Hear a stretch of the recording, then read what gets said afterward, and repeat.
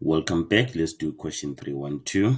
Right, consider the function f of x equal to negative 3 tan x, hence or otherwise write down the period of f. Right, so hence it means we have to use our answer of the previous question.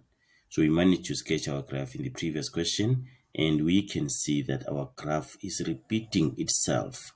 The graph is repeating itself after 180 degrees. 270 minus 90, that is 180 degrees. So the period is equal to 180 degrees because the graph is repeating itself after 180 degrees. Right, the other thing you can do for the function of the form f of x is equal to a tan kx. If you check here, the coefficient of this x here is what? Is 1. It means that the k is 1.